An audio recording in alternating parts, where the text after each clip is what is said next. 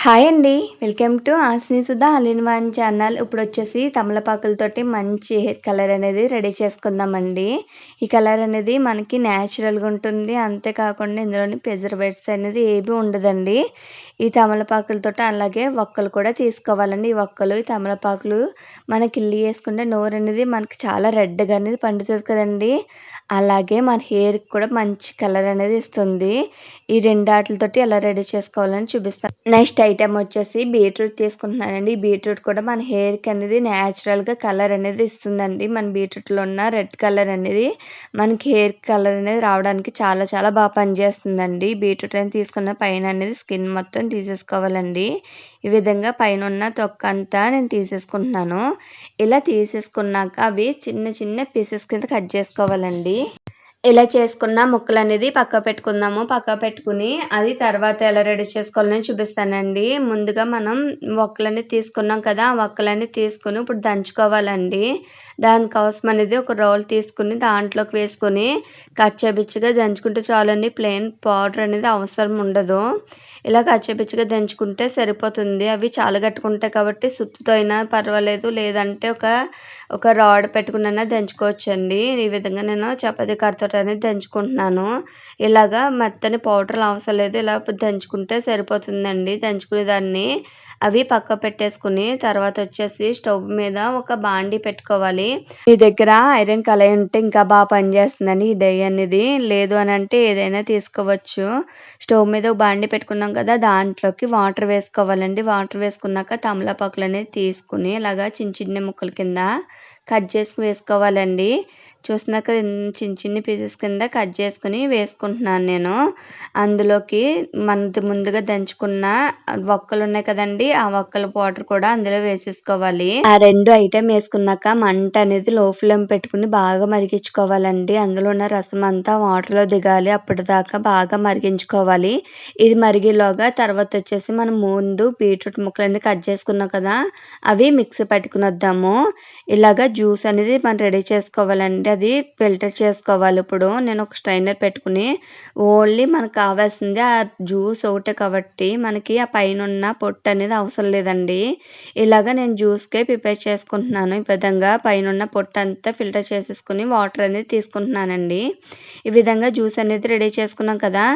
Ready చేసుకుని పైన పొట్టు అవసరం లేదు. ఇంకా నేను అది పాడేస్తున్నానండి. మీరు లేకపోతే ఫేస్‌కైనా చాలా బాగా పనిచేస్తుందది. మీరు ఫేస్ ప్యాక్ కిందనే వేసుకోవచ్చు. అది పాడేయనవసరం లేదండి. ఇలా రెడీ చేసుకున్న బీట్రూట్ జ్యూస్ అనేది మనకి హెయిర్‌కి చాలా బాగా పనిచేస్తుందండి. న్యాచురల్‌గానే కలర్ రావడానికి చాలా హెల్ప్ అవుతుంది. ఈ విధంగా రెడీ చేసుకున్న దాన్ని పక్కకు పెట్టుకుందాము. నెక్స్ట్ ఐటెమ్ వచ్చేసి హెన్నా పౌడర్ అండి. మెయిన్ ఇంగ్రీడియెంట్ ఇదే అండి. ఈ హెన్నా పౌడర్ అనేది మంచిది చూసుకొని తీసుకోవాలి. ఎందుకంటే మన హెయిర్ పెట్టుకుంటాం కాబట్టి ఏదైనా వేరే వేరే బ్రాండ్స్ కాకుండా మంచి బ్రాండ్ అనేది తీసుకొని మీరు హెయిర్‌కి అనేది అప్లై చేసుకోవాలండి. ఇలాగా మరిగిన దాంట్లోకి ఇప్పుడు బీట్రూట్ జ్యూస్ వేసేసుకోవాలండి. బీట్రూట్ జ్యూస్ వేసుకున్నాక బాగా మరగనివ్వాలి. అలాగ మరిగేదాకా కొంచెం మంట అనేది లో ఫ్లేమ్ పెట్టుకొని బాగా మరిగించుకోవాలండి. ఇలాగ బీట్రూట్ జ్యూస్ వేసుకున్న వెంటనే అందులోకి కాఫీ పౌడర్ కూడా వేసుకోవాలండి. నేను బ్రూ కాఫీ పౌడర్‌ని వేసుకుంటున్నాను. మీరు ఏదైనా వేసుకోవచ్చండి. అది మొత్తం ఒక ప్యాకెట్ రూ. 10 ప్యాకెట్టు మొత్తం వేసేసుకుంటున్నానండి. వేసుకొని బాగా మరిగించుకోవాలి. చూస్తున్నారు కదా! ఇలాగ బాగా మరిగి మొత్తం అంతా ఒక హాఫ్ అయిపోయేదాకా మరగాలండి. ఇది ఇంకా మరగాలి ఆ వాటర్ అనేది అద్దమయ్యేదాకా బాగా మరిగించుకోవాలండి. వాటర్ అనేది బాగా మరిగేదాకా కొంచెం టైం పట్టినా కూడా నెమ్మదిగా మరిగించుకోవాలి. తర్వాత వచ్చేసి అందులో ఉన్న వక్క, తమలపాకు ఆకులన్నీ తీసేసుకోవాలండి. సెపరేట్ చేసేసుకోవాలి అవి. అది ఇంకా అవసరం లేదు. అందులో ఉన్న రసం అంతా అందులో దిగింది కదా! అవసరం లేదండి. తర్వాత వచ్చేసి హెన్నా పౌడర్ కూడా వేసేసుకోవాలి అందులోకి. ఇలాగే హెన్నా పౌడర్ వేసుకుని మొత్తం చిక్కబడేదాకా కూడా బాగా మరిగించుకోవాలండి అది. చూడండి చాలా లూజ్‌గా ఉంది కదా!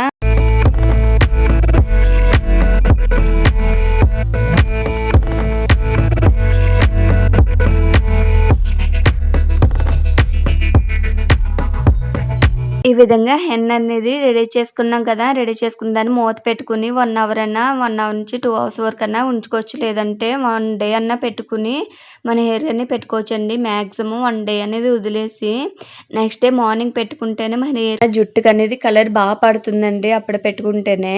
ఈ విధంగా హెన్ అనేది రెడీ అయిపోయింది కదా! ఈ విధంగా నేను 1 డే అంతా కూడా వదిలేసానండి. వదిలేసాక కలర్ అనేది ఇలా చేంజ్ అయిపోయింది. ఇలా చేంజ్ అయిన దాన్ని ఇప్పుడు మనకి హెయిర్‌కి అనేది పెట్టుకుంటే చాలా చాలా నేచురల్ కలర్ అనేది వస్తుందండి.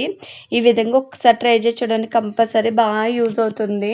హెన్నా పెట్టుకోవడం వల్ల హెయిర్ అనేది డ్రై అయిపోతుంది అని అనుకుంటారు కదండీ! అదేం లేదండి. మరి హెన్నా పెట్టుకునే ముందు అందులో ఎగ్ వైట్ అనేది వేసుకుంటే హెయిర్ అనేది డ్రై అవ్వకుండా సిల్కీగా ఉంటుంది.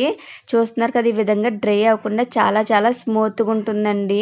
ఇలా తయారు చేసుకున్న హెన్నా అనేది మనకి హెయిర్‌కని ఎలా అప్లై చేసుకోవాలని చూపిస్తానండి.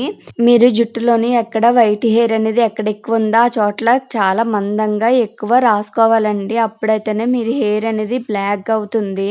ఈ విధంగా హెయిర్‌కి అనేది మొత్తం అప్లై చేసుకోవాలి. ఇలా అప్లై చేసుకున్నాక షవర్ క్యాప్ ఉంటది కదండీ! షవర్ క్యాప్ తోటైనా లేదు అనంటే ఒక కవర్ పెట్టుకొని కవర్ చేసుకోవాలి. ఇలాగ తలకి పెట్టుకున్న హెన్న అనేది 1 అవర్ నుంచి 2 అవర్స్ వచ్చి అట్లే ఉంచేయాలండి. ఈ హెన్న వాష్ చేసుకున్నప్పుడు మాత్రం షాంపూ మాత్రం యూజ్ చేయొద్దు. ప్లెయిన్ వాటర్ తోటే యూజ్ చేయాలి. అది కూడా కూల్ వాటర్‌తో యూజ్ చేయాలండి. హాట్ వాటర్ మాత్రం యూజ్ చేయకూడదు. ఇలా వాష్ చేసుకున్న తర్వాత మన హెయిర్ అని చూడండి చాలా సిల్కీగా ఉంటుంది. ఈ హెన్నాని ఒకసారి ట్రై చేయండి. కంపల్సరీ అంటే బాగా హెయిర్ గ్రోత్ ఉంటుంది. హెయిర్ కలర్ అనేది చాలా వస్తుందండి. Thank you for watching.